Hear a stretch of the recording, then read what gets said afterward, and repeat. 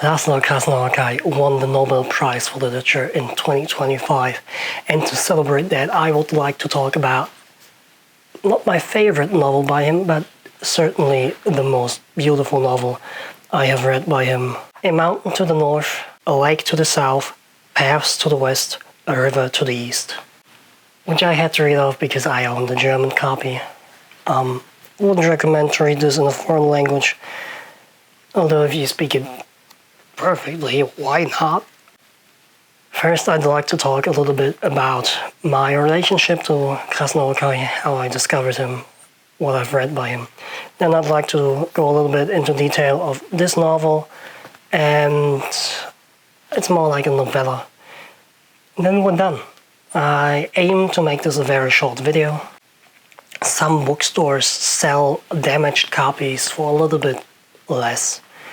In the market value, like $4, $5. And back in 2019, or 2020, I was walking past this bookshop, and they had War and War there, and I thought, well, I like War and Peace, so I don't like One Piece, but at this time I thought that I would like it. I thought, I like Tolstoy and he wrote War and Peace, so I should maybe read War and War. Which I attempted to do and utterly failed because I was an idiot at that time. Correction, I was a bigger idiot than now at this time. So I read like 30 pages, thought it was a funny gimmick that the sentences are numbered in that novel, and stopped it. Attempted it again sometime later, failed again, read like 20 pages and stopped again. And then summer last year I have read the whole thing. I didn't really know how to read Krasznahorkai at this point in time, and I didn't enjoy it that much actually, but the beautiful prose, or at times beautiful prose, and the whole novel, its themes, its topics, its characters, the whole setting just stayed with me. To this day, I'm just blown away by his ability to write a story that just never lets you go. And it's truly masterful, it's brilliant. It's all I can say about it. So during the summer of this year, I was in a reading group where we have read The Melancholy of Resistance, read this at approximately the same time. I would not suggest reading The Melancholy of Resistance in a foreign language. The novel is brilliant. I'm running out of superlatives. It's beautifully written. Like, the sentences are just gorgeous, and the characters are. It doesn't get much better than it. It doesn't get much better than Krasznahorkai. It does, obviously. He's not my favorite novelist, but he's amazing, and he rightfully deserves the Nobel Prize. Right now I'm reading Satan Tango, almost done with it, loving it as well. I have figured out now how to read the Krasznahorkai, and it's brilliant. And I would sort of recommend to people reading or wanting to read him to start with this novel, because it's a novella, because it's short. You will get a glimpse at the scenes of Krasznahorkai, and from what I've read by him, this is where his beautiful prose at a sentence level shines through the most. So, this is sort of a sequel to The Tale of Genji, which you can see by it starting with chapter 2. This is the first page of the novel. We start with the epigraph, I think that's the name. 2 times nobody has seen him, which probably is rendered different in the English. It's not so much about how or what happens in this novel. It really shines at the chapter and even sentence level, chapter level, The chapters are brilliant. They are so beautifully rendered. His writing is meandering. The chapters are meandering through the story that he is telling, and it's just gorgeous. Most gorgeous novel I have, or novella. I'm always thinking, I don't know if this is a novel or a novella. It has 150 pages, and it's beautiful.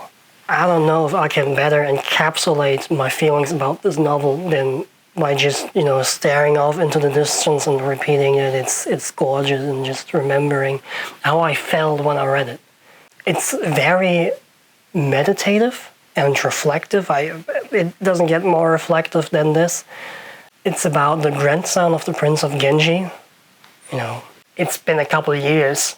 It's in modern Japan, somewhat modern Japan, and it's about the grandson of the Prince of Genji is taking the train, losing his fellowship, and walking up a mountain to a monastery, and staying there for a little while.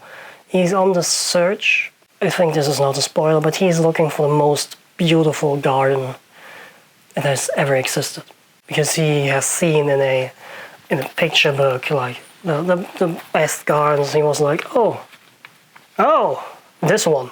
Oh, I need to see this in person. But the issue is that there was not. It wasn't told where it is, so he is just walking everywhere and looking for it. My little pet theory is that once he finds it, he will die. That's what I thought about this novel, because he is the grandson of the Prince of Genji, and the Prince of Genji is 1,000 years old, and this is modern Japan, so maybe that is his eternal curse, to have to look for beauty until he can find it. But also, I think it was a photography picture book, so it doesn't really make sense. But destiny works in weird ways. That's all I'm saying. Novella is twofold. The story is twofold. At first, or the one main line is about the Prince of Genji walking up the mountain and his fellowship losing him, and searching for ways to get more drunk than they already are. They're also very forgetful. It's a recurring theme in Krasznahorkai's work, and I take it as sort of, of course, a comment on human nature and what sort of people exist. He's never condemning them. Never. There's every character he renders, even the ones you should dislike, he renders with love, with, compassion. He's a very compassionate author. And I think somehow these people in his novels are the comedic relief, because otherwise, the bleak worlds he is rendering, they wouldn't work without a little bit of fun. And the other story is the monastery itself. I really enjoy when talented authors try to write about places instead of people. We see this in Man's The Magic Mountain, for example, where it's more about not the monastery, the sanatorium there. I like this. It's interesting. Also, Solenoid is as much about Bucharest as it is about Dark Michel. Dark Catarescu.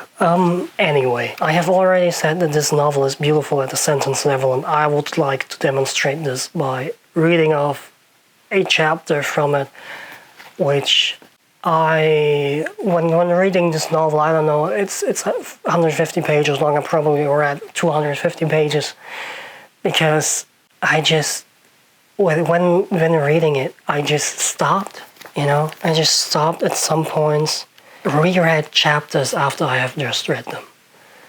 I think that when reading this, you should really do this. You should really reread the passages that you think are beautiful, because this novel works exactly like this.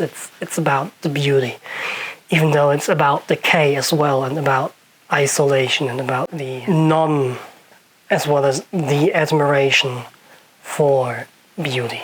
And it's the sections about how the monastery and the little Buddha were built are just, it makes you think about the world, about how we value art, how we value spirituality, and how art, and every bit, every sort of art, how it is the only thing that is stopping death, and how it's stopping the unavoidable decay of things. Krasznahorkai's main theme is decay, I think. This one is, I think, the antidote, how to stop decay. Even if that means pudding, I like pudding. God, I hate. Even if it means putting our spiritual symbols and our hope inside a box, so that it may not be touched by the decay that is the world and that is life. Thank you for watching this video. Please enjoy the excerpt that I will read in a second. Goodbye. So I will read this with my phone like I'm reading from a book. It's chapter 15, and I've read this a couple of times when I've read it. The grandson of Prince Genji stood in the third gate, looking at the tower of the pagoda. The breeze all once again ran across the courtyard, reaching him as well, causing the lower flaps of his kimono to flutter slightly. His arms crossed on his chest. He did not move for a while because he was of the opinion that one of the monks, someone he could speak to, would eventually appear. But not only was there not any sign of life of any monk, not even a servant emerged, or some attendant coming from the back, the kitchen, the bath, or the vegetable gardens, running over to him out of breath to be at his disposal. Everywhere complete silence reigned, with not a single soul in the inner courtyard, so that he, his feet slipped in their gaiter hardly brushing against the ground, began to walk with slow steps toward the golden hall. In front of the entrance to the hall, he lit incense, reverently standing to the side of the copper cauldron. He folded his hands in prayer and bowed his head. Then he said within himself, "May the Buddha be merciful and grant me some light as to where I should seek." Then he said within himself, "May the Buddha be merciful and tell me if there is any meaning at all to this seeking." And then he said within himself,